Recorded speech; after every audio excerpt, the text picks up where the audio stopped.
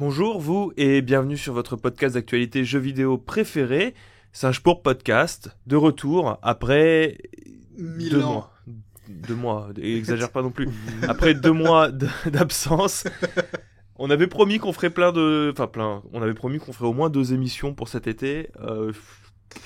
Oui, vous savez, les promesses, C'est fait pour être pas tenu. c'est ça, c'est comme les lois, c'est fait pour être brisé. C'est exactement. Puis surtout, on s'est aperçu que on n'avait pas de projet d'émission spéciale à proprement parler sur cet été-là. Bah non. Et c'était un petit peu compliqué aussi de pouvoir s'organiser correctement entre les vacances de chacun, nos propres vacances. Donc bon, on s'est dit, c'est pas dramatique, vous n'aurez pas notre petite intervention sur les méta-histoires. Et puis on va passer vite fait en fait sur cette saison 1 aussi, je pense. Ça pourrait être intéressant de commencer par ça, sur les quelques petites nouveautés.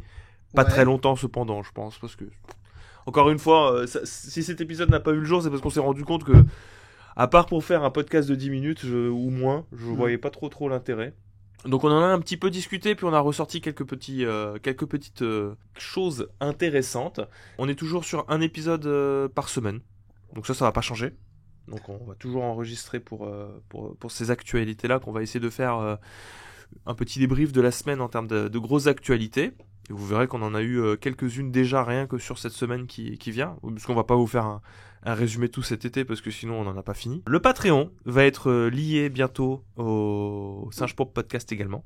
Donc je sais pas si vous êtes au courant, Iconoclast, donc la chaîne, a un Patreon sur lequel vous pouviez accéder jusque-là à les mêmes vidéos que vous avez sur Iconoclast, mais sans publicité ni sponsor. Donc si les sponsors ça vous gonfle et que vous voulez quand même nous soutenir un petit peu, vous pouvez aller sur ce Patreon là. Et on s'est dit ça pourrait être intéressant, on va dire, de rendre cool le palier à 3€ qui jusque là est juste un palier de soutien sur lequel vous avez le crédit, vous apparaissez en crédit sur la vidéo et c'est tout.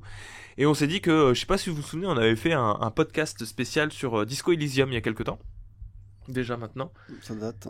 Ça commence à dater et on s'est dit, bon, c'est un peu un faux raccord avec Singe pour Podcast, sur la chaîne Singe pour Podcast, dans la mesure où les gens, maintenant, ils s'attendent à essentiellement de l'actualité et discuter d'un jeu random en mode posé chill, hors actu, c'est peut-être un petit peu compliqué. On s'est dit que, voilà, on va reprendre ces reviews-là de jeux vidéo, mais sur le Patreon à 3€ par mois. C'est un peu l'idée qu'on avait posée. Je m'étais dit que je sais pas ce que vous en pensez, ça pourrait être intéressant de faire ça. Donc l'idée c'est d'avoir ce podcast exclusif là qui sera essentiellement là-bas et on va essayer, et je dis bien essayer, je vais pas vous promettre comme je vous ai promis qu'on ferait 2 vidéos pendant les vacances.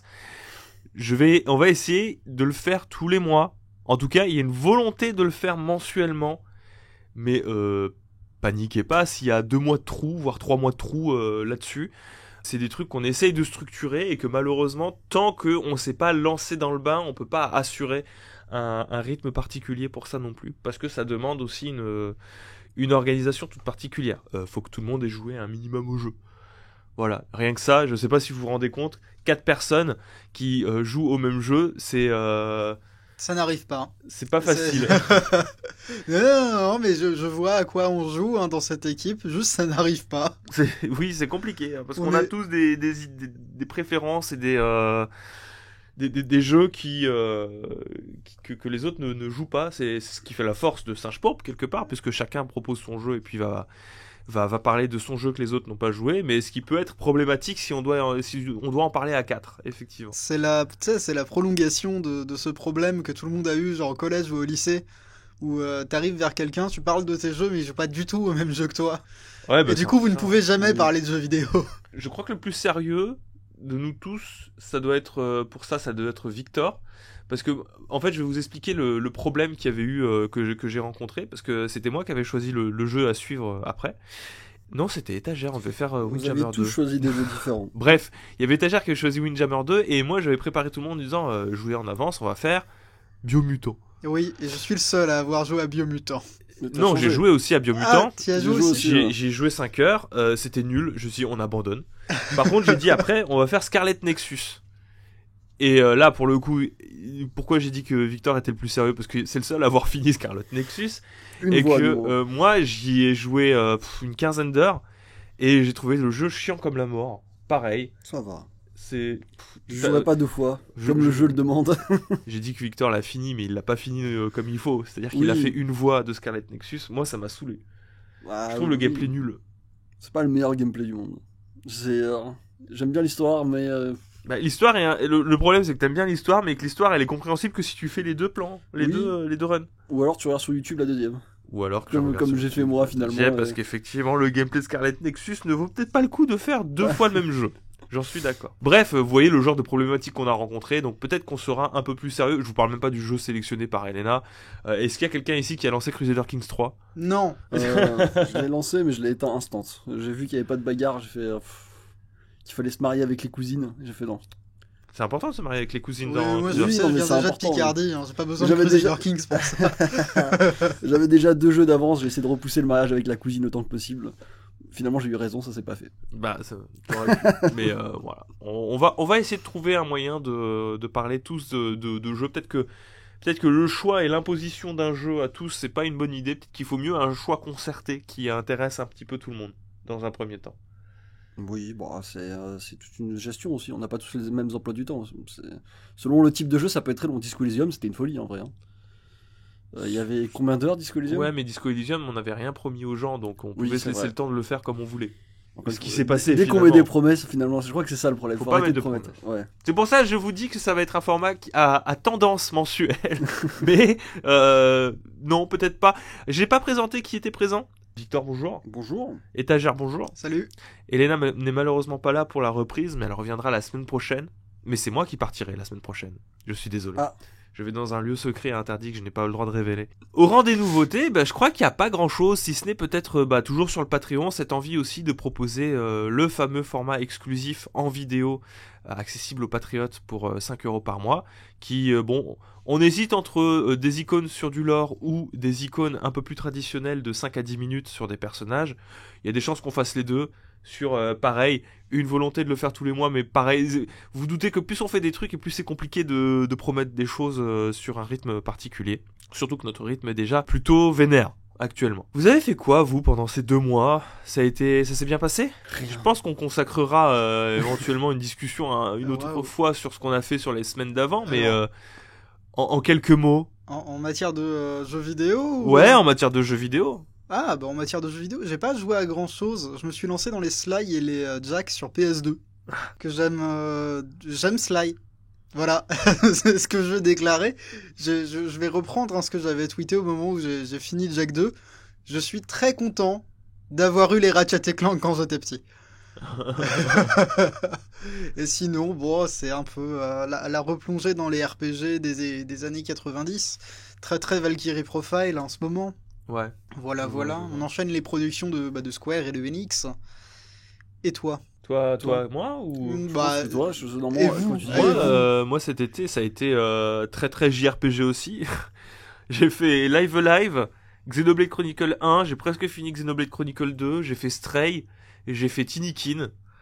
Mais tout ça vous pouvez le retrouver sur Singe Pourpre si vous voulez mon avis dessus, parce que figurez-vous qu'on a repris surtout les vidéos de Singe Pourpre de manière un petit peu plus régulière, que ce soit de l'édito ou que ce soit de la review, même si l'édito j'ai mis un coup de frein dessus parce que c'est long, c'est compliqué à produire vu notre flux tendu, donc à moins que je ne fasse plus que des éditos dans lesquels non seulement j'écris pas, mais en plus je fais pas de montage où je pose juste ma caméra devant moi et puis je discute avec éventuellement une musique au fond.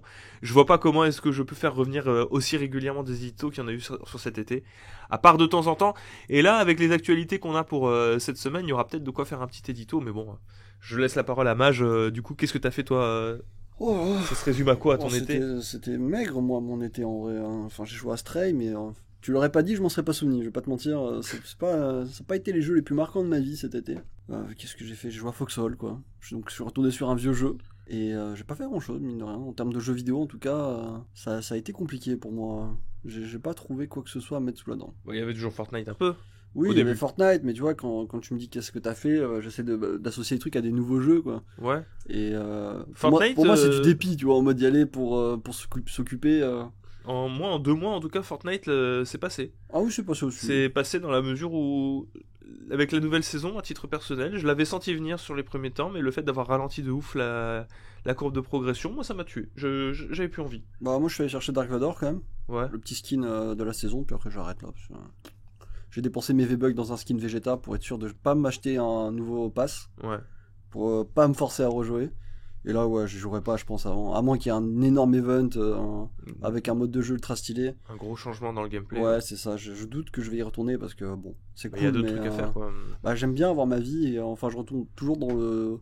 Après, j'ai mon rendez-vous, tu vois, tous les soirs, j'ai un date avec Fortnite et ça me gonfle un peu. En mode, ok, faut que j'aille faire mes journées. Si je veux l'XP, si je veux avoir mon personnage, il faut que je fasse mes journées. Ah, c'est la Et, problématique. c'est.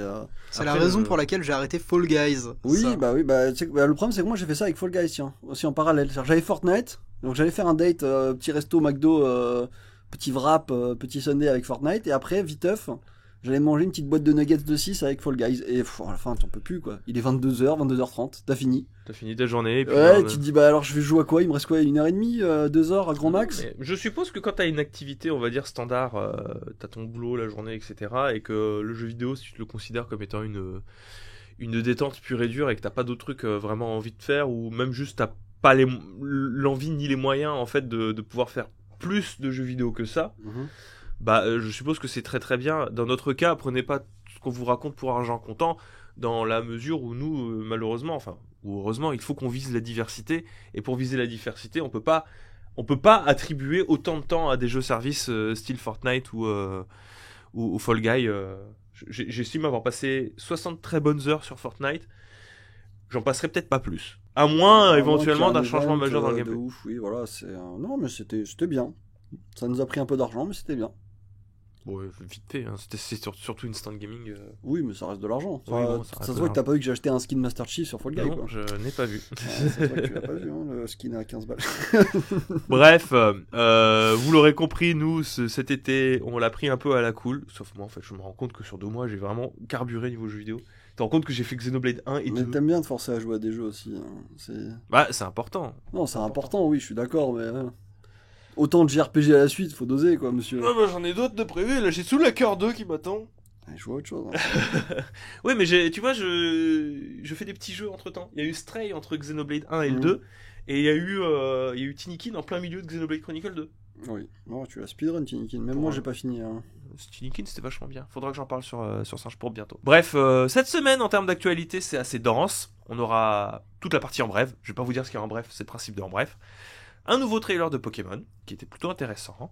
Jim Ryan, qui est pas content. On verra pourquoi. Mario Kart, qui va enlever ses gachas, qui est peut-être l'une des plus grosses annonces qui est passée inaperçue, j'ai l'impression. Parce que c'est quand même très important. Ce qui veut dire 2 choses, mais on verra quoi. Et on va dire la news étagère avec les possibilités d'émulation Wii U sur Steam Deck. Vous verrez de quoi est-ce qu'on en parle à ce moment-là. Vous êtes sur les Blast News, installez-vous confortablement, c'est parti.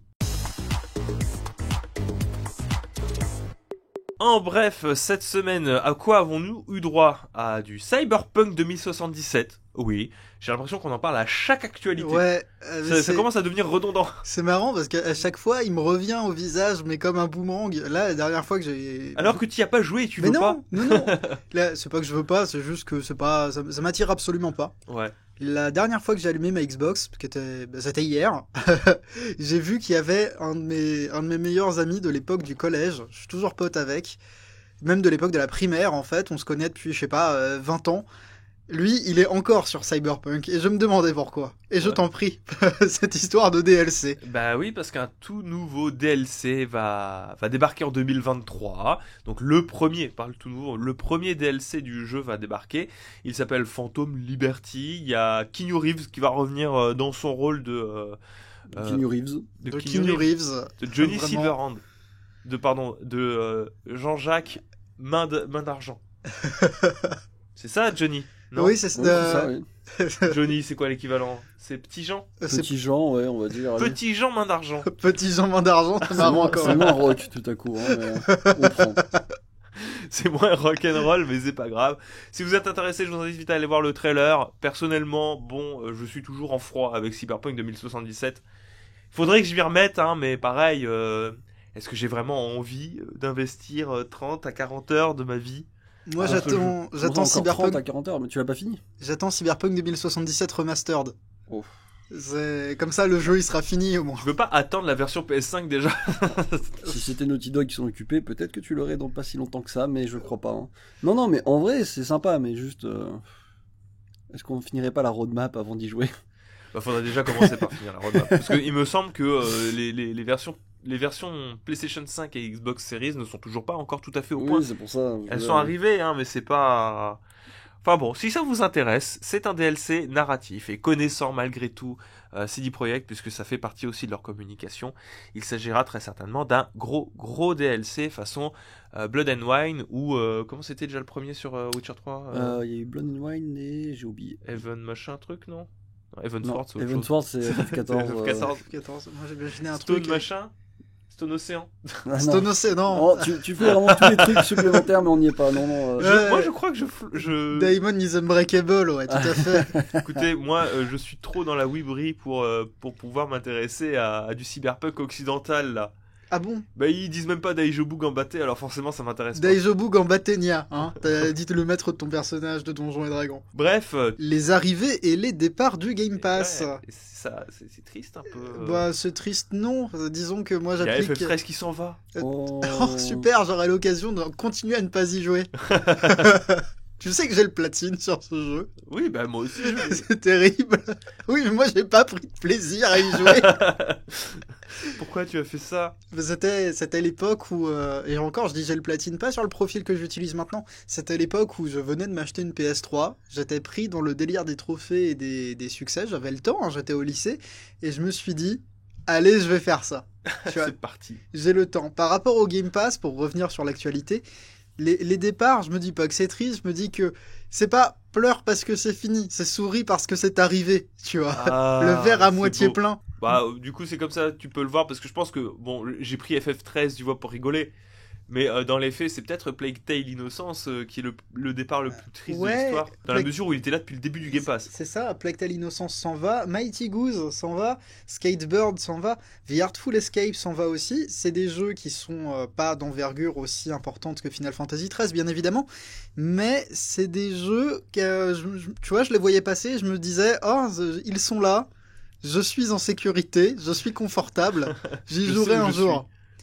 Et je sais que si j'y joue un jour, bah, visiblement ce sera pas sur le Game Pass. Bon après Plague Tale que ce soit sur Xbox ou PlayStation, c'est pas les jeux les plus chers, hein. Tu peux facilement t'en sortir pour 10 balles d'occasion. Oui, mais là, tu vois, je vois la liste de noms et la seule chose qui me rend un peu mélancolique, c'est que finalement, tout ça, il y a que le présent qui compte. Il n'y a pas de je jouerai demain. À moins que j'ai commencé à y jouer, ça n'a aucune valeur, ce que je suis en train de dire. C'est pas faux. Mais le plus important, c'est pas les départs. C'est Le les plus important, arrivées. c'est les arrivées. Le verre à moitié plein, toujours. Exactement. Et il y a des plutôt jolies arrivées. Alors, c'est des noms, ça peut être compliqué pour certains de voir, parce que c'est pas du gros AAA qui arrache la gueule. Hein. Opus Magnum, c'est Rien à voir avec les glaces. rien à voir avec les glaces. Et c'est que sur PC. Et C'est que sur PC, mais c'est un jeu très addictif de réflexion. Train Sim World 3 pour les amateurs de train, Oh. je sais pas. Mais ça, alors ça, tu sais que je vais y jouer. Tu vois ce que je dis? Là, vous voyez ça? Eh ben, ça n'a aucune valeur. C'est une promesse dans le vent et c'est ce qu'on se dit tous devant les noms des jeux. Il y a Despots Game qui a l'air très sympa pour le 15 septembre, mais surtout la grosse surprise, accrochez-vous, parce que là ça va peut-être parler à des jeunes 25 trentenaires qui nous écoutent actuellement. C'est Disney Dreamlight Valley, le Animal Crossing Disney. Pas du tout, mais, si vous voulez, mais Metal Hellsinger, qui est quoi? C'est un jeu FPS fast, façon Ouais. Doom, en rythme. Parce que du coup, vous devez tirer en rythme avec les musiques. Mais dans les musiques, attention, ça a été annoncé et ça arrive le 15 septembre. Accrochez-vous, mes très jeunes amis de 25 trentenaires qui ont une époque lycée comme tout le monde, qui écoutaient du rock'n'roll. Et, avec des chansons de Serge Tankian. De Serge Tankian, Tankian. de System of a Down, le chanteur de System of a Down. Et ma copine est très fan de System of a Down. Qu'est-ce qu'elle en a pensé? Tu lui en as parlé? Oui, j'en ai parlé et elle, du coup, elle était plus ou moins au courant parce que Serge Tankian avait communiqué un petit peu sur le fait qu'il travaillait avec quelque chose en rapport avec le jeu vidéo. Et moi, la remarque que je lui ai faite, et qui était très simple, c'est j'espère que le jeu, il a pas des phases de gameplay trop longues, ou alors qu'il y a une subtilité, parce que j'aime bien Serge Tankian, mais si le niveau, il dure 40 minutes, je t'assure que j'en aurais marre. Mais moi, je pensais à un truc. Si on devait imaginer une fusion au potara de toi et moi, est-ce que ce serait pas le jeu ultime de notre fusion? Ah si, probablement. Un FPS fast, moi c'est mon truc. Un jeu de rythme, C'est soit mon c'est ton truc. Ce serait Etagerico. Ouais, ce serait Etagerico. Il a un côté très hispanique. Etagerico. Etagerico. L'homme d'un seul jeu, les fast FPS de rythme. Oui, qui est un genre encore une fois très très niche. Alors on retrouve dans le gameplay quelque chose qui fait beaucoup penser à Crypt of the Necrodancer, bien évidemment. On retrouve aussi dans le gameplay une direction artistique qui, encore une fois, évoque Doom. Et on trouve aussi quelque chose qui m'a un peu parlé. J'ai l'impression qu'il y aura un aspect un petit peu RPG. Oui. Avec, il y a des chiffres qui s'affichent quand on tire. Des lettres aussi. Et des lettres aussi. Donc je suis curieux de voir, pour celles et ceux qui sont intéressés, pour celles et ceux qui sont intéressés, ça arrive le 15 septembre sur le Game Pass. Toujours en bref, la PlayStation 5 s'est mise à jour et ça a été vendu comme un truc absolument incroyable alors que finalement ça tient sur une lettre et c'est quelque chose qui est attendu depuis 2 ans, soit la sortie de la PlayStation 5. On rappelle des faits, la PlayStation 5 ne pouvait lire que 2 résolutions jusque-là, le 1080p et le 4K.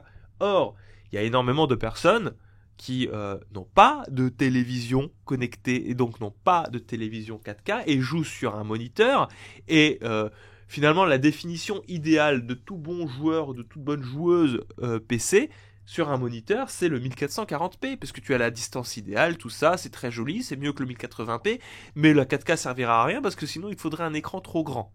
Voilà, nous on a un écran PC, un moniteur 4K ici, il est devant les yeux de Victor. Victor, c'est grand ? Taille acceptable. Non, c'est trop grand, arrête. Toujours est-il qu'il n'y avait pas de 1440p sur PlayStation 5, et là, 2 ans après, Sony l'annonce enfin, c'est incroyable, la PlayStation 5 peut lire les jeux en 1440p en HDMI, bravo! Bravo PlayStation 5, bravo. Sur Xbox, c'était depuis le début.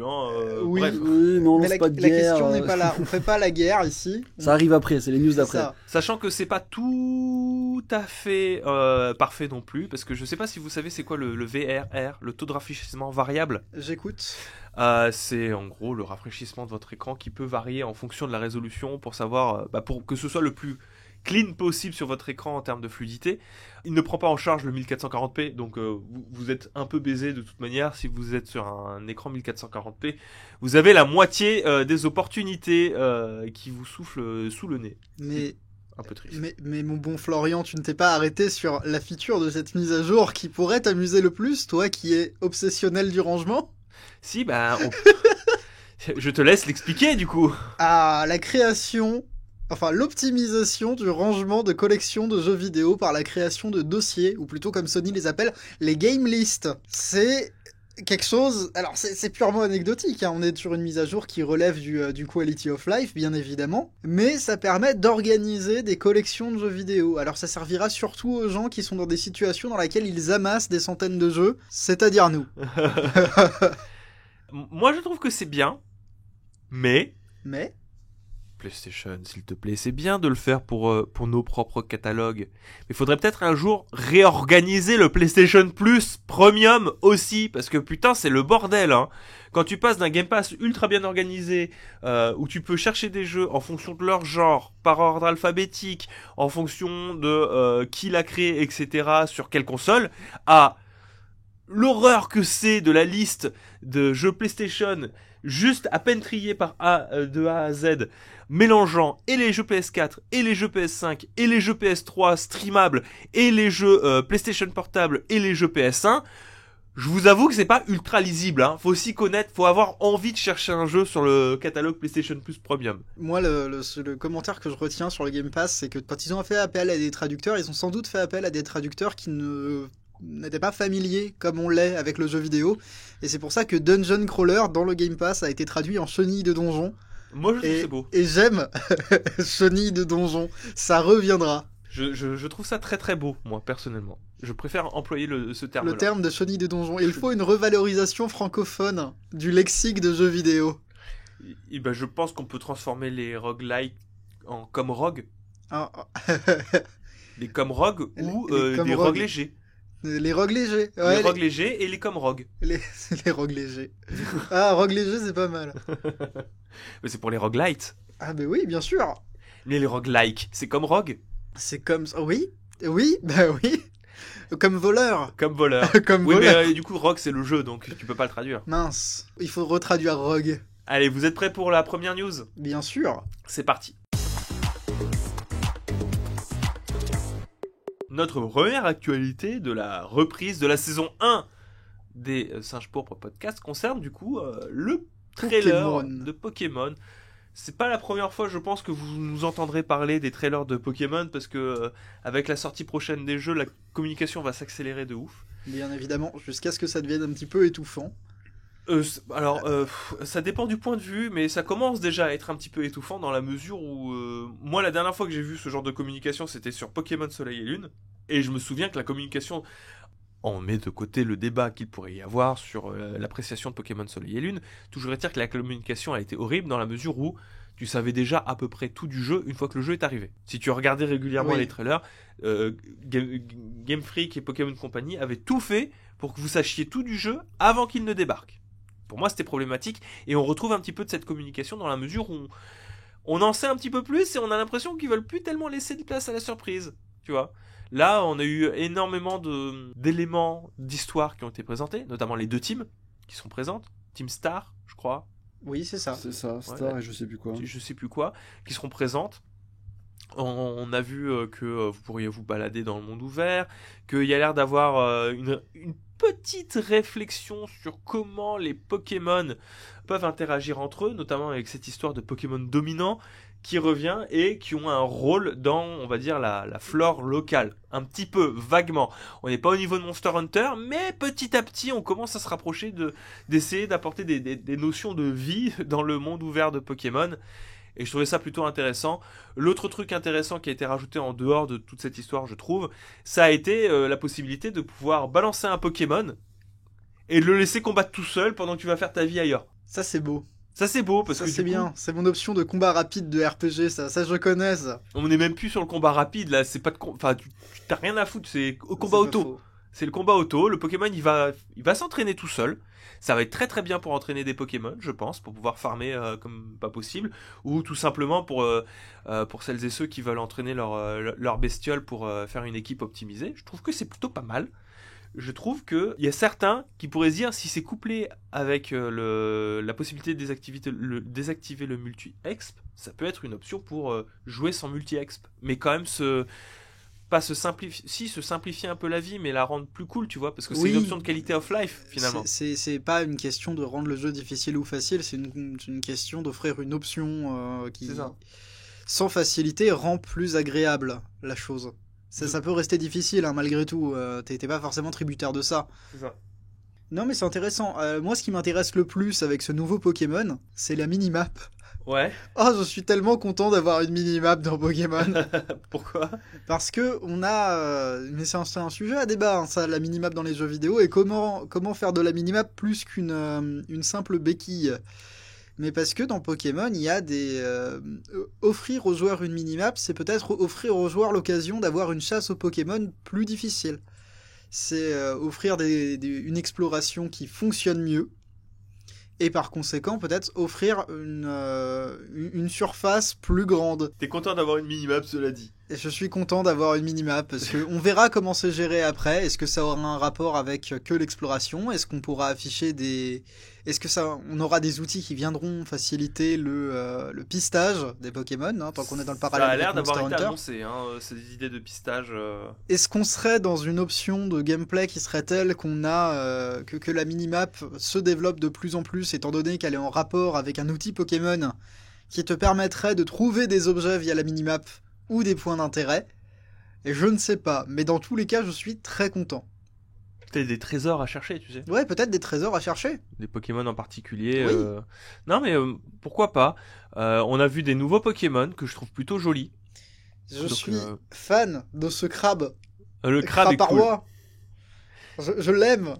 Moi, j'aime beaucoup les deux nouveaux qu'ils ont annoncés, là, l'espèce de... Le Spectre Feu, là. Oui. Et l'autre, là, son pote, qui sont exclusifs. Il y en a un. Alors, le Spectre Feu, il est exclusif à Pokémon Violet. L'autre, il est exclusif à Pokémon Scarlet. J'ai Je suis J'arrive très... pas à retenir leur nom, mais je les trouve très Je stylés. suis... Oui, bah, de toute façon, pour l'instant, le jeu n'est pas sorti. Est-ce qu'on t'en voudra de ne pas retenir les noms? J'espère que non. Moi, j'aime bien le feu parce que c'est Megaman. Oui. Et quoi dire de plus, si ce n'est qu'on a vu un simularbre en brillant, que je n'aime pas, vraiment pas cette mécanique de rendre les Pokémon cristaux. Oui, Je alors... trouve ça vilain esthétiquement. C'est pas très très... Moi je trouve ça pas très très beau. Après je pense que il y a un biais bien évidemment. Il y avait des... J'appréciais tellement de ma position de joueur un peu casu les gimmicks des générations d'avant que je sais pas. J'ai du mal à en accepter une de plus. J'ai du mal à me dire que je dois me défausser à chaque fois d'idées que je trouvais bonnes, avec lesquelles j'ai pas forcément eu beaucoup de facilité à me faire, mais que je dois tout abandonner pour quelque chose qui déjà me plaît nettement moins dès la première annonce. Je pense qu'il y a un facteur. Je comprends pas pourquoi ils ont pas gardé une mécanique qu'ils pourraient, je sais pas moi, corriger avec le temps, tu vois. Oui. Genre les méga évolutions ou j'en sais rien, même la précédente, le Gigamax. Parce que sur Twitter, je m'étais fait relever les bretelles par Fieldrong pour me dire non, mais visiblement, c'est pas tout à fait pareil. Je sais même pas comment s'appelle cette mécanique là, se transformer en diamant là. La terra cristallisation, je sais pas. Là, ouais, c'est pas pareil que les méga évolutions. Je dis mais d'accord, mais dans le fond, dans l'esprit, la mécanique, ça reste une mécanique gimmick. C'est la mécanique gimmick de cette génération-là. Bien sûr que c'est pareil. Qu'est-ce qui empêcherait les méga évolutions d'être équilibrées sur un nouveau jeu, tu vois, et de garder cette mécanique-là qui finalement marche bien et qui, je trouve, à titre personnel, propose d'avoir quelque chose de, comment dire, complémentaire à l'idée de proposer des Pokémon de région. Dans la mesure où tu peux avoir des différences, je sais pas moi, un méga Axolotl. Alors c'est quoi l'évolution déjà d'Axolotl? Marest. Un méga Marest, tu vois, de Paldea ne ressemblerait pas à un méga Marest d'ailleurs, par exemple. Bon, il n'existe pas méga Marest, mais vous voyez l'idée. Oui. Avoir des mégas qui seraient différents, et ça permet de développer, je trouve aussi, en termes de développement de lore à proprement parler, je trouve que l'idée de baser une mécanique sur le concept d'évolution, qui est un concept majeur dans Pokémon, je trouve que ça se tient toujours. Après bon, ben voilà, moi je suis biaisé parce que je suis un fan des méga évolutions. Bah oui, moi je suis un fan des Z-Move. Voilà, je trouve ça dommage de les avoir laissés partir. En cela, Pokémon Soleil et Lune, pour moi, était mieux, dans la mesure où non seulement il y avait des mégas, mais en plus il y avait des Z-Move. Oui. Ça faisait des trucs pétés en termes de stratégie, mais je m'en fous, je suis pas stratège. Je ne suis pas dans cette niche de joueurs infiniment plus petite que ce qu'on pourrait penser. Bah complètement, il y a pas grand monde qui font de la stratégie à l'échelle de qui joue à Pokémon. Donc, bah oui. Voilà. Hein. T'as des choses à rajouter sur ce Pokémon, toi, Victor? Des choses à rajouter sur Pokémon. Sur le trailer déjà, qu'est-ce qui t'a... Bah écoute, moi ça y est, c'est officiel. Hein. Pokémon, c'est comme le repas de famille. J'en peux plus. J'y vais parce qu'il faut y aller, ça fait plaisir à tata, mais depuis Legends... Ah, mais c'était quoi, toi, ton pic Pokémon où tu t'es dit, c'est bon, j'ai obtenu ce que je voulais de la série, je n'ai pas besoin de plus? Ah bah c'était Legends, ça y est. C'était Légende? Ouais, là j'ai fait, bah ça y est, c'est cool.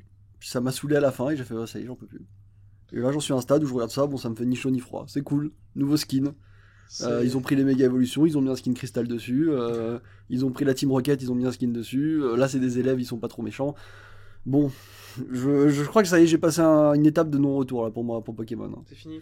Ouais, je pense que c'est fini. C'est dur, mais c'est fini là. Tu dois être dans le cas que personnellement j'étais avec Ultra Soleil et Ultra Lune, qui est pas mal encore, hein, mais vu que moi j'ai pris la grosse claque, c'était sur la 7G, et que pour moi le fameux pic que tu dis, moi c'était la 6G. Ouais. Que j'ai dit, bon c'est bon, j'en veux pas plus. Non mais je vois très bien ce que tu veux dire. Bon, peut-être que ça va te passer. Oui, peut-être, mais là peut-être je reviendrai sur les prochaines générations, mais celle-là j'y jouerai par défaut parce que bah c'est pour me suivre un peu ce qui se passe et pas être déconnecté. Oui, voilà, j'y jouerai. Enfin c'est très c'est pas hasardeux, tu vois, ça fait des vues, etc. Mais là moi je sais pas, genre vraiment c'est cool. Ça va se vendre, ils vont être contents. Il y a des gens qui seront contents de jouer. Oui, voilà. Tant mieux. Ça fera plaisir aux enfants. J'en suis à un stade au niveau du design des Pokémon où j'ai tellement eu tout ce que je voulais dans la 7ème génération que je ne demande plus rien. On pourra pas aller au-dessus de ce que j'ai ressenti en ce qui me concerne. Oui, bah avec Brindibou. Ah, mais avec tous les Pokémon de la 7ème, les 3 starters, je trouve. Stylés. Les 3 starters, je les trouve parfaits, et même les Pokémon qu'on a, mais à 90%, je les adore, quoi. Donc bon, je suis content. S'il y a des gens qui sont contents, à titre personnel, je ne suis plus trop concerné par Pokémon. C'est triste, mais c'est comme ça, c'est la vie. On passe à la suite ? On passe à la suite. L'actualité qui suit concerne Jim Ryan pas content. Bon, avant de commencer, vu qu'on a fait 2 mois de pause, je suis obligé de recontextualiser un petit peu, parce que j'en ai parlé dans un édito sur Singe Pourpre, mais peut-être que pour celles et ceux qui nous écoutent que via le podcast, ça va être compliqué de suivre ce qui s'est passé si vous n'avez pas suivi l'actualité sur le rachat de Microsoft, d'Activision par Microsoft. Si vous ne l'avez pas suivi, petit rappel des faits, au Brésil, il y a un principe de publicité des débats sur les rachats d'entreprises et tous les mouvements d'entreprises qui sont liés au droit des affaires.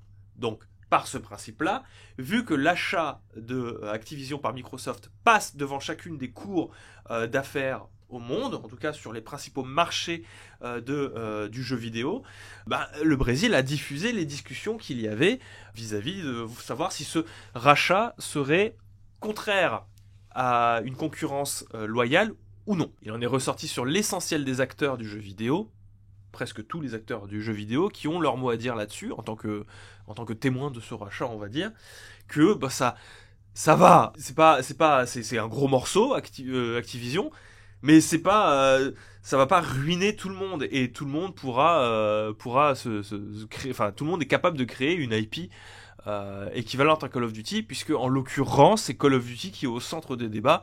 Le fait est que racheter Call of Duty pour une seule personne, pour un seul acteur du jeu vidéo, quand bien même Microsoft aurait promis que Call of Duty resterait une licence multiplateforme, ça serait problématique pour Sony, et Sony avait déjà un peu râlé, et ça s'était vu sur ces documents-là. Sony avait dit qu'il leur faudrait énormément de temps pour créer une licence équivalente à Call of Duty, que c'est pas garanti que ça fonctionne, et que Sony a joué énormément sur l'image de sa marque PlayStation autour d'exclusivité et de communication croisée avec Activision et la marque Call of Duty. En gros, si vous vouliez, dans l'inconscient collectif des joueurs, PlayStation, c'est ce place to be pour jouer à Call of Duty. Quand bien même c'est pas vrai, ce qui en fait une exclusivité de facto, et de racheter Activision et donc la licence Call of Duty, c'est même sans exclusivité, ça aurait été tenté de changer ce rapport de force-là en faveur de Microsoft. En gros, Sony a chouiné. Et c'était les seuls à chouiner. Voilà, concrètement, c'est ça. Aujourd'hui, ce qui nous intéresse, c'est que Jim Ryan, le patron de PlayStation, a chouiné. Maintenant, on peut mettre une tête sur qui c'est qui pleure. Jim Ryan en français, C'est pas PlayStation qui ça chouine. fait Jean-René. C'est Jean-René. Jean-René. Alors, Jim, c'est Jean, ça aurait pas... Non. Je crois que c'est autre chose, hein, parce que c'est John qui est Jim. Disons que John c'est John et Jean c'est Jean en fait. Jeannot René. Jeannot René. Ouais, mais nous on préfère très mal traduire, donc vas-y pour Jeannot René. Allons pour Jeannot René, qui a un petit peu chouiné dans la mesure où Phil Spencer avait déclaré publiquement que il était hors de question de faire de Call of Duty une licence multiplateforme. Et Jim Ryan est monté au créneau et il a dit: je vais prendre une voix quand même. Je peux faire une voix de chouineur ? Non. Allez, si quand même. Tu veux vraiment prendre une voix de chouineur? Je peux prendre une voix de... Non mais alors chouineur mais qui veut pas montrer qu'il chouine, c'est en mode ouais, je rends coup pour coup. En mode torse bombé, ouais, narines dilatées. Mais tu vois, il retient un truc quand même. Je vais citer Jim Ryan alors. Les petits points serrés. Qui indique que l'offre de Microsoft à propos de Call of Duty était inadéquate à tout nombreux niveaux. J'avais pas l'intention de commenter ce que je pensais être une discussion d'affaires privée, mais je ressens le besoin de remettre les pendules à l'heure, parce que Phil Spencer l'a présenté au public. Microsoft n'a proposé que Call of Duty reste sur PlayStation que 3 ans après la fin de l'accord actuel entre Activision et Sony. Après près de 20 ans de Call of Duty sur PlayStation, leur proposition était inadéquate et à de nombreux niveaux et ne tenait pas compte de l'impact sur nos joueurs. Nous voulons garantir que les joueurs PlayStation continuent de bénéficier de la meilleure qualité d'expérience pour Call of Duty et la proposition de Microsoft sape ce principe. D'accord, Jim. Voilà. Ok, Jeannot. Ah, Jeannot, il va trop loin. L'histoire, c'est que apparemment dans les deals privés, c'était qu'il était prévu qu'après les accords entre Activision et Sony, des accords qui existent, Jim. Ça veut dire que du coup, finalement, tout ce que tu es en train de perdre, c'est une forme d'exclusivité que tu possédais déjà. C'est bien de râler, il n'y a pas de souci, mais tu es juste en train de perdre une exclusivité actuellement. au profit de 3 ans de continuer les services PlayStation into Call of Duty. 3 ans après, et après, le sous-entendu, c'est que c'est Microsoft qui fait ce qu'il veut avec Call of Duty. C'est ça. Ce qui est logique Ça, quand dans ils les rachètent un truc, je veux dire. Quand tu Oui. rachètes un truc à combien de milliards déjà ? Je sais plus, mais beaucoup. C'est- Beaucoup de c'est- milliards. c'est- Enfin, je veux dire, c'est le principe de racheter quelque chose. Je veux dire, il est à toi. Je trouve ça rigolo quand même que PlayStation, qui est basé toute sa com sur les exclusivités, en soit à dire on en est là. On en est là. Hein. Vous avez des exclus, et pas nous, on en est là. Donc, bon. C'est un peu, en fait, là, alors, je reprends la voix normale de Jim Ryan, mais tu te rends compte à quel point finalement PlayStation était relativement faible, dans la mesure où l'essentiel de leur communication et de l'image de marque de leur console, ils l'a basé sur un truc et un seul truc, Mhm. à savoir Call of Duty. Bon, je suppose qu'il y avait FIFA et tout Oui. derrière, mais Call of Duty c'est un des piliers de PlayStation sur lequel ils ont fait jouer énormément de choses et où tu avais une sorte de produit d'appel Call of Duty en mode les joueurs, regardez, c'est the place to be pour jouer à Call of Duty, vous retrouverez vos potes, c'est le meilleur endroit. PlayStation quand même, la PlayStation 2, tout ça, vous connaissez. Ouais. Et derrière, si vous rentrez dans le giron PlayStation, regardez, en plus, vous avez des super exclusivités, Last of Us, Ghost of Tsushima, tout ça. Mhm. Vous pourrez, vous en aurez pour votre argent si vous le voulez bien. Sauf que si tu fais partir Call of Duty de l'équation et qu'il reste plus que les exclusivités si vous le voulez bien, peut-être que ça peut changer en tout cas et que ça peut remettre un peu les pendules, pendules à l'heure. Ça devient une console très chère pour des jeux très chers, quoi, où tu fais une expérience d'une vingtaine d'heures, quoi. Vingtaine d'heures, je vais y arriver. Interden. Vingtaine d'heures. Oui. Peut-être que ça casse un petit peu ça casse en tout cas le plan de Sony. Ça casse tout le marketing. Enfin, quand tu pars du principe que les joueurs ils vont jouer 300 heures à un jeu Ouais. avec leurs potes parce que c'est tu as dit place to be, etc. et qu'à côté ils vont faire des achats supplémentaires sur des grosses franchises, oui, je suppose que ça fait chier de se dire que il y a des mecs qui vont acheter la Xbox parce qu'ils ont pas Call of et Moi, que du coup ils vont pas acheter les grosses exclus, quoi. le truc que je vois en dehors de ça et de la moquerie qu'on peut voir, c'est que littéralement Sony est en train de râler Mhm. parce que Microsoft pourrait être peut-être dans une position de concurrence déloyale. Je vais pas remettre en cause ça. Effectivement, si Call of Duty est à ce point si fort, la concurrence pourrait être déloyale.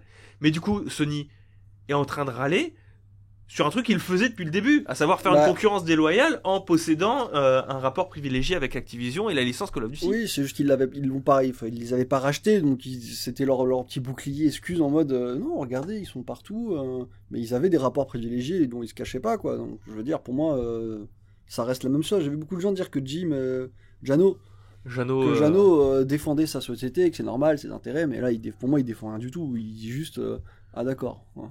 On avait une situation privilégiée, Oui, on c'est veut ça. pas que les autres aient cette situation privilégiée. Ils avaient le high ground. Moi, c'est et ça, je comprends. ça les énerve de voir que ça y est, ils se sont fait couper l'herbe sous le pied. Enfin, quand tu bases ta communication sur un truc, rachète-le si c'est si problématique que tu le perdes. Et Ouais. ils l'ont pas fait, donc je suppose que c'est une erreur de leur part. Mais ils n'ont peut-être pas les moyens. Oui, ils ont pas les moyens. Ça, c'est sûr qu'ils ont pas les moyens. Avec leurs 2 milliards de chiffre d'affaires, je suis quasiment sûr qu'ils ont pas les moyens.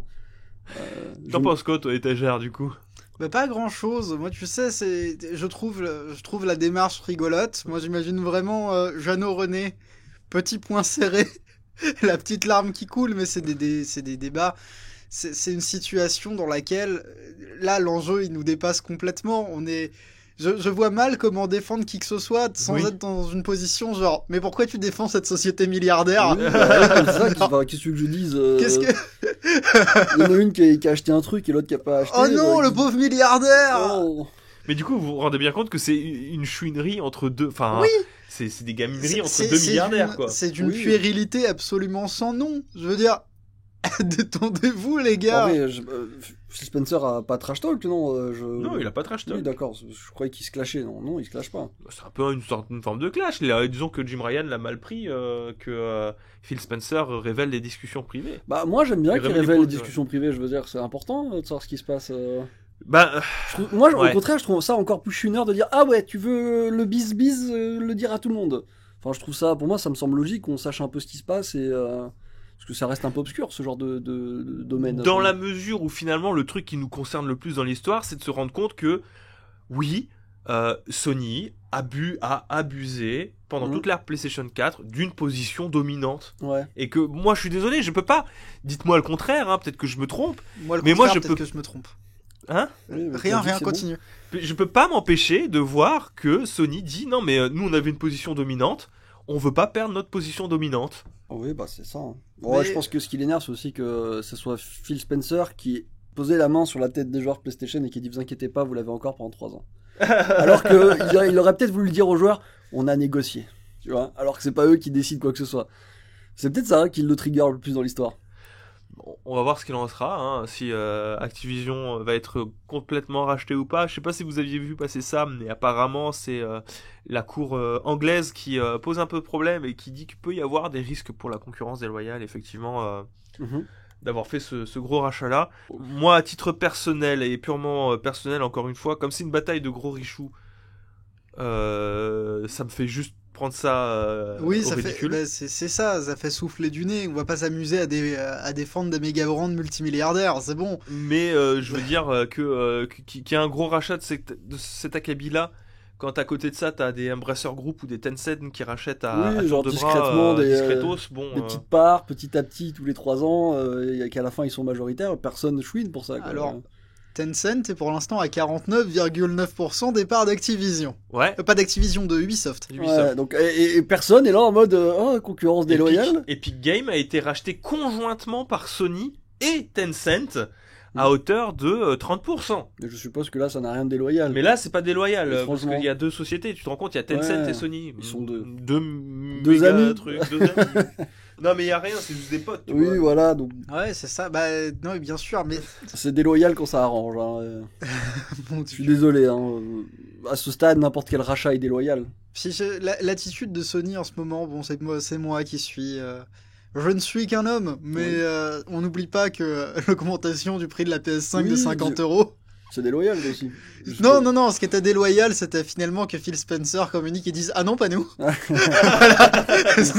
croyais Que qu'ils- Nintendo disent non, non plus. Non, non plus. Non, mais eux, c'est les pires. Je dirais, c'est pas possible. Non mais Sony en ce moment, je suis désolé, enfin, taxez-moi d'anti-Sony ce que vous voulez en commentaire ou quoi que ce soit. Mais avouez quand même qu'ils ont pris un melon vénère sur leur PS4 et que pour le moment c'est disaster class sur disaster class Sony. Oui, bah. Ça enchaîne. Ils ont des bons jeux, L'augmentation. mais, Je veux dire, oh oui, ok, si vous voulez, il y a pas de problème. Last of Us Part 1, il est très bien, mais vous allez pas m'enlever de la bouche que c'est un remakeaster et que tu vends pas un remakeaster à 80 balles, point barre. Pas le prix d'un triple A. À moins que tu sois Capcom. À moins que tu sois Capcom, là ça passe. Non, non, mais je vois ce que tu veux dire, mais bon. Écoute, j'attends de voir ce qui va se passer à l'avenir avec Sony. Parce que maintenant, Jim Ryan, vraiment, je l'attends au tournant. Il a intérêt il a intérêt d'être clean parce que s'il y a des trucs qui tombent sur lui prochainement, des affaires pas glop, on va lui tomber dessus. Ouais, ça va être complicado. Hein. Parce que maintenant qu'il se présente comme un chevalier blanc du jeu vidéo, il a intérêt d'assumer. Hein. Vous êtes prêts pour la suite? Oui. Autre actu un peu surprenante de cette semaine, c'est roulement de tambour, Mario Kart Tour. Oui, le jeu mobile de Nintendo avec son modèle économique un peu chelou dans lequel vous deviez acheter des tuyaux qui en fait servaient de loterie, de loot box pour débloquer les personnages du jeu contre du vrai argent. Oui, c'est la formule standard type gacha. Oui, la formule standard type gacha. Et que s'est-il passé avec le gacha de Mario Kart Tour? Eh ben, il va disparaître. Waouh. Nintendo a dit non, mais en fait, on va enlever le gacha de Mario Kart Tour. Ils ont réussi à tuer le gacha. Là où tout le monde pensait ça impossible. Alors, ça paraît un peu bizarre, dit comme ça, de se dire que Nintendo enlève un truc qui est censé rapporter énormément d'argent. Parce que le gacha, ça rapporte Oui, beaucoup. c'est un modèle économique qui fonctionne beaucoup mieux qu'on ne le pense. Exactement. Moi, je pense que c'est révélateur de plusieurs choses. Déjà, peut-être que le Mario Kart Tour, il marche pas si bien que ça. Peut-être qu'il marche pas tant que ça. Ouais. Ce qui va être remplacé, le gacha, ça va être une boutique avec un roulement des personnages façon Fortnite. En réalité, parce qu'il y a un roulement en fait des skins dans Fortnite. Là, vous pourrez acheter directement les personnages avec la monnaie interne du jeu, donc les rubis, sans passer par du hasard. Ça va faire appel à d'autres trucs un peu dégueulasses du milieu du jeu vidéo comme la FOMO, la Fear of Missing Out. Ah ben regardez, vous avez 12 heures pour acheter Mario Sleep Lunettes. Mario Sleep Lunettes. 12 heures seulement et c'est pas garanti qu'on le fasse revenir. Il reviendra sûrement, mais tu sais pas quand. Donc t'as envie de sauter dessus. C'est moins dégueulasse, mais c'est toujours peut-être mieux que le tirage au sort. Toujours est-il que c'est un changement majeur, qui peut-être veut dire que le jeu est en train de mourir, on sait pas. Ouais, Peut-être il y a que... des chances, hein, il est plus si jeune que ça, il est sorti en 2019 quand même. Hein. Ouais, mais bon, t'as des jeux à gacha qui fonctionnent toujours Oui, sur la mais- durée. Là, c'est exclusif mobile et tout, enfin, je sais pas. Bah, c'est d'autant plus étonnant que le fameux DLC de Mario Kart 8 Deluxe, il y a énorme, enfin tous les DLC, tous les terrains qui sont arrivés sur Mario Kart 8 Deluxe, ils sont destinés à sortir aussi sur Mario Kart Tour. Les terrains nouveaux, quand c'est Ouais. pas des terrains de Mario Kart Tour qui sont foutus directement sur Mario Kart 8 Deluxe, c'est des terrains qui sont destinés. Les 2 terrains exclusifs qui ont été annoncés sur, pour le moment sur le DLC, ils ont tous intégré Mario Kart Tour. Donc ça veut dire qu'au moins sur l'année qui vient, Mhm. il est entretenu, tu vois, le Mario Kart Tour, mais du coup à partir du 5 octobre, sans gacha. D'accord. Voilà. Donc, Ben, peut-être que le jeu va pas si bien que ça. on peut regarder éventuellement ce que ça apportera. Hein. Le truc, c'est que c'est un changement de modèle économique, enfin c'est une migration plus qu'un changement. On va voir ce que ça va apporter au jeu. On va voir la manière dont le jeu va se développer après ça. Et je pense que ça peut être quelque chose qui, sur le long terme, pourrait être révélateur peut-être d'un changement de stratégie de Nintendo vis-à-vis de ces jeux type gacha et de leur intégration à leur série de manière beaucoup plus canonique que sur Switch, entre autres, et sur la future machine de Nintendo. Moi je me demande si Mario n'est pas... s'il est impossible de mettre Mario en mode gacha, tu vois. Oh, il est possible de mettre Mario en mode gacha, mais dans ce cas-là, t'en fais... C'était pas... Non, le runner Mario... Le il était runner pas- n'était pas gacha, il était c'était pas un gacha, premium, c'était hein. juste un runner. Ouais, D'accord. ouais, il était... En fait, t'avais le premier chapitre qui était gratuit, et si tu voulais avoir la suite de l'histoire, il fallait l'acheter 15 balles, je crois. Hmm. Mais tu vois, Mario Kart, peut-être que le jeu de course à lui-même n'est pas fait pour du gacha. Je veux dire, c'est pas le genre qui fonctionne bien. Animal Crossing, d'ailleurs, a fermé. Est-ce que ça pouvait bien marcher? C'est Fire Emblem Heroes qui marche très très bien, parce que là, on retrouve les codes des jeux mobiles qu'on retrouve beaucoup, style Mobile Legends Adventure, Red Shadow Legends, dans laquelle t'as énormément de personnages, tous différents, plus différents les uns que les autres. Et c'est un modèle qui fonctionne, qui est très classique et qui du coup a rapporté, je crois que c'est le jeu qui a rapporté le plus d'argent à Nintendo, Fire Emblem Heroes. Donc Alors, peut-être que Mario Kart ça marche pas. Le plus, je sais pas, il faudrait aller voir un classement, mais il a rapporté beaucoup d'argent, oui. Oui. Oh Alors là c'est là. Fire Emblem, c'est moins puissant que Mario en termes d'IP. Alors, c'est moins puissant que Mario en termes d'IP, mais ça reste surpuissant en termes de vente de produits dérivés par rapport à la taille de la licence. Oui, ça c'est sûr. C'est sûr. Bref, vous êtes au courant maintenant pour cette fin des gachas. Est-ce que vous voulez passer à la suite? Allez. Oui. La dernière actualité, c'est une actualité du cœur, du Kokoro, une actualité étagère, une actualité bidouille. Mais bidouille qui ne concerne pas grand monde. Ça va, Mage? Moi, cette news, je la vois. On peut faire tourner une émulation Wii U sur un PC portable. C'est ce que Mais non. je suis en train de lire. Je suis Tu n'as- désolé. Hein. Mais dans ce cas-là, Florian, je t'en prie, explique-lui la différence de ce qui se passe entre l'émulation Wii U portée sur Steam Deck et une bête émulation sur PC portable. T'as Explique-moi. rien compris. Oh, mais C'est plus complexe que ça. Alors, c'est plus complexe que ça, et finalement, c'est vrai que de prime abord, même quand je vais vous l'expliquer, Il se peut que ça vous passe au-dessus de la tête parce que ça n'intéresse qu'une niche de et joueurs. c'est une niche d'autant plus vénère que nous, on est habitués, tu vois, de parler de produits niches. On a parlé de l'Analog Pocket, on vous parlera de l'épilogue. Donc les produits niches qui intéressent peut-être 10 personnes ici, ça nous connaît, mais là, en l'occurrence, qui a un Steam Deck et qui a envie de mettre ses mains dans le cambouis de son Steam Deck qui lui a coûté un rein Pour jouer à la Wii U. pour jouer à la Wii U sur Steam Déjà, Deck? ça commence très mal. Qui a un Steam Deck? Pour vous dire, même nous ici, on a annulé, alors qu'on avait le droit de l'acheter. On a reçu le mail pour pouvoir l'acheter. On a annulé la commande du Steam Deck. Ça a fait très certainement un heureux ou une heureuse parce que ça a été une précommande qui a été envoyée à quelqu'un d'autre. Mais nous, on l'a annulé. On s'est dit, peut-être que c'est de l'overkill quand même cet appareil. Vraiment là pour le coup, même moi, j'étais pas chaud. Pour vous dire. Mais on s'est aperçu qu'il était possible d'émuler des consoles. Alors, répliquer une console à double écran en utilisant un écran du bas qui est tactile. L'écran du Steam Deck est tactile. Oui. Ce qui fait que ça ouvre bien des portes en matière d'émulation. Alors, on pense à la Wii U, mais de manière moins marginale, et peut-être des machines qui ont mieux fonctionné que la Wii U. Je dis peut-être, mais pas peut-être du tout. Peut-être. La DS et la 3DS. Exactement. Ouvrir la porte à une émulation DS et 3DS qui intègre des fonctions proposées par des émulateurs, à savoir de l'upscaling, à savoir des shaders, à savoir ne serait-ce que les save states et tout le bazar. La 4K. La 4K, la 4K c'est formidable. Moi je me souviens que j'ai eu cette conversation avec Léandre, peut-être que vous le connaissez plutôt sous son pseudo de Askens, qui me demandait à l'époque s'il était possible de faire des save states directement via la Wii U. Et je lui ai répondu que non, et même si c'était possible, ça prendrait un temps fou à charger, ce serait tout sauf pratique. Là, on va avoir l'option de le faire. Mais Donc, il faut un Steam Deck quand même. Il faut, alors, c'est un setup, mais c'est un... Pour émuler la machine, t'as besoin d'un Steam Deck. Déjà, c'est dur à obtenir. Ça commence mal comme affaire. Et ça coûte 6 fois le prix d'une Wii U. Mais peut-être que du coup, c'est la solution idéale pour notre très cher Léandre qui fait du speedrun de Twilight Princess. Alors je pense qu'il appréciera, mais il va faire, quand tu vas dire il faut un Steam Deck, il va faire, tu sais, le bruit qu'il fait quand il est fait. Il va faire. Non, mais à l'inverse, du coup, c'est un. Faut le voir comme un progrès. Faut le voir comme un support relativement sympathique. Ce qu'il faut savoir jusque-là, c'est que moi, j'ai souvent eu cette conversation avec un bon ami collectionneur Nintendo. Je pense que la Wii U aurait été un plus grand succès si Nintendo avait insisté avec une éventuelle compatibilité DS. Oui. Si on avait eu un DS Player sur Wii U, bravo Nintendo, vous aviez gagné. D'autant plus qu'il y avait des jeux DS qui sont sortis sur le eShop de la Wii U. Très, simplement, très peu. Ouais, très peu. Suffisamment pour pouvoir la craquer, mais... oui, voilà, le programme d'entraînement cérébral du professeur Kawashima en tête de file, parce qu'il coûtait pas cher et qu'on peut se servir de ce jeu-là pour la pirater.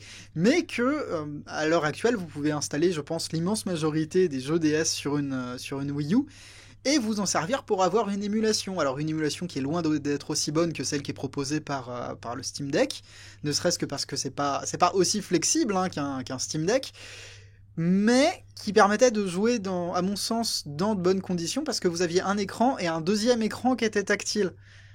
C'est la DS et la Wii U ont ça en commun, que c'est des consoles qui s'émulent difficilement, non pas pour des questions de réplication du hardware ou du software, mais simplement parce que, réplication du hardware, simplement parce que deux écrans, même sur un émulateur avec le clic, c'est tout sauf agréable. Oui, je c'est t'en prie. complètement ça. On peut même encore aller un petit peu plus loin avec tout ça. Comme on vous l'a dit, pourquoi est-ce qu'on parle de cette actualité-là ici ? C'est dans la mesure où techniquement, si on enlève le côté que l'émulation d'un jeu vidéo, c'est pas reproduire fidèlement le jeu vidéo. Même si c'est complètement faux, on est très très proche en réalité. On est sur des différences qui sont du stade du négligeable chez la plupart des gens. C'est du négligeable et en plus on peut améliorer le visuel un petit peu, genre en forçant l'anti-aliasing, tout ça, on l'a vu.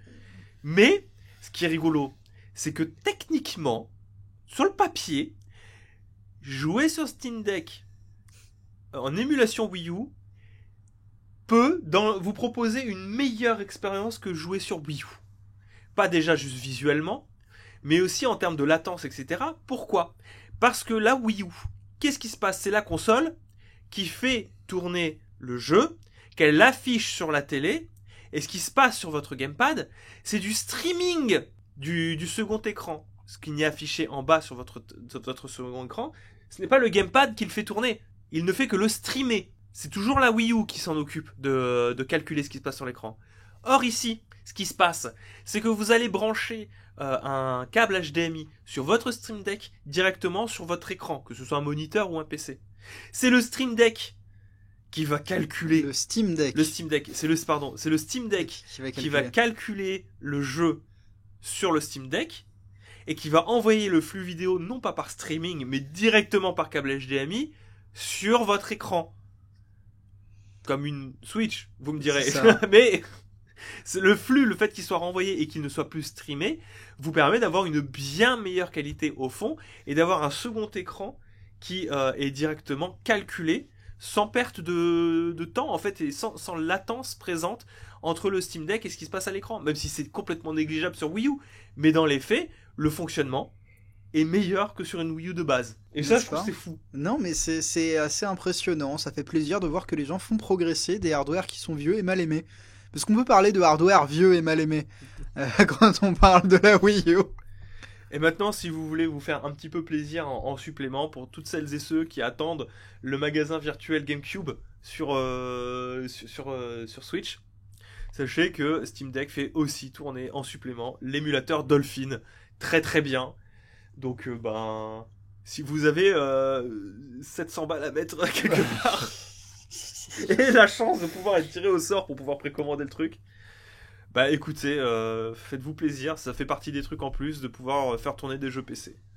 Est-ce que ça le rend plus intéressant pour le commun des mortels? Je ne pense pas. Absolument pas. C'est concrètement, et je ne dis ça en visant aucun hardware, mais globalement, acheter une machine pour plusieurs centaines d'euros dans l'unique but d'émuler des choses. Bah, faites ce que vous voulez, mais... Ça dépend du nombre de centaines de choses. Ça dépend du nombre de centaines de choses, mais bon, à moins qu'elles soient expressément prévues pour ça, c'est dommage. En tout cas, j'espère que cette reprise des Singes pour Podcast vous aura plu. Merci beaucoup, Étagère, d'avoir été présent. Ah bah, merci à toi. Merci beaucoup, Victor, ça fait toujours plaisir. Merci, merci. On se retrouve la semaine prochaine, enfin, je vous le rappelle, moi je ne serai pas présent, mais vous aurez à la place Elena. Et je compte sur vous du coup pour pouvoir assurer la présentation des... Je propose qu'on soit pas là et qu'on prévienne pas Elena. Qu'elle arrive toute seule et qu'elle fait ok, là il y a un problème. Non mais Elena est déjà au courant. Non mais je veux dire qu'elle serait pas au courant que nous deux on vienne pas. Ah. Et qu'elle enregistre toute seule. T'imagines? Okay. J'ai déjà enregistré un oui, podcast tout seul. Non, on sera là. Vous n'avez jamais eu parce que je m'étais trompé de micro et que j'enregistrais tout avec le micro perche et qu'on m'entendait de méga loin. Bref. Ah oui, je m'en souviens. Merci beaucoup à toutes et à tous, à la prochaine. Ciao. Salut.